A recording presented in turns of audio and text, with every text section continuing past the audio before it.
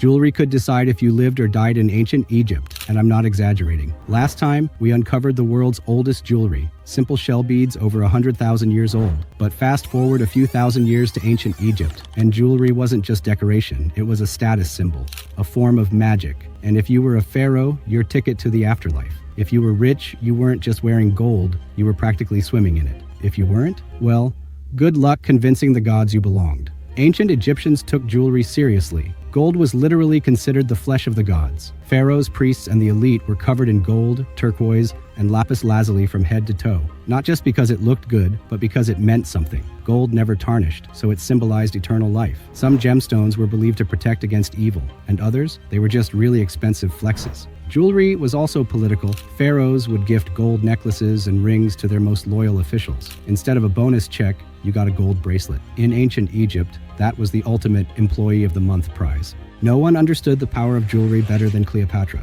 Cleopatra didn't just wear jewelry, she weaponized it. She bathed in saffron and gold, lined her eyes with powdered lapis lazuli, and draped herself in pearls, emeralds, and amethyst. Every piece of jewelry she wore was a statement. She was divine, untouchable, and in complete control. When she first met Julius Caesar, legend says she wrapped herself inside a luxurious carpet, only to emerge, adorned in breathtaking jewels, gold, and perfume. It worked. Later, when she seduced Mark Antony, she famously dissolved an enormous pearl in vinegar and drank it, just to prove she could swallow an entire fortune without flinching. That pearl, estimated to be worth over $25 million today. Cleopatra knew that jewelry wasn't just decoration, it was influence. She even had custom-minted gold coins with her face on them, proving that her image, her jewelry, her power, was Egyptian currency. But jewelry wasn't just for power in life. Egyptians believed it could protect them in the afterlife too. Let's talk about the ultimate jewelry hoard, King Tutankhamun. When his tomb was discovered in 1922, archaeologists found over 5,000 artifacts, including rings, necklaces, bracelets, and a solid gold mask that weighs over 22 pounds.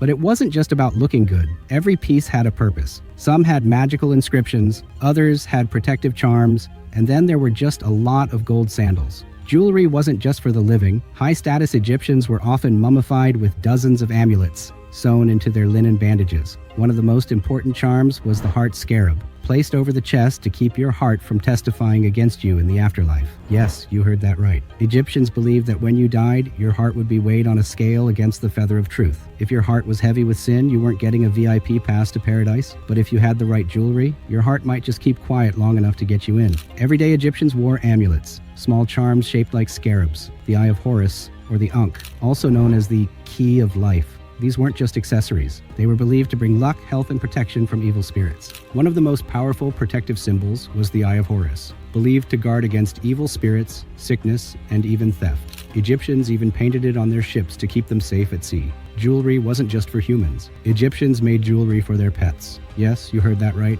Cats, dogs, even monkeys were given tiny gold collars and beaded necklaces. Some of these pets were even mummified and buried with their owners. Instead of money, Egyptians often used jewelry as currency. Gold rings, beaded necklaces, and even metal bangles were used for trade, dowries, and paying debts. Some contracts even listed specific pieces of jewelry as payment. The real elite took it even further. Women wore perfumed wax jewelry, scented wax cones placed on their heads that would melt throughout the day, making them smell incredible. So, whether you were a pharaoh, a noble, or a commoner, jewelry in ancient Egypt wasn't just fashion, it was power, protection, wealth, and even a ticket to the afterlife. And in the case of Cleopatra, it was a weapon of seduction and empire building. In the next episode, we're heading to ancient Greece and Rome, where jewelry wasn't just about status. It was about war, storytelling, and some of the most iconic designs we still use today.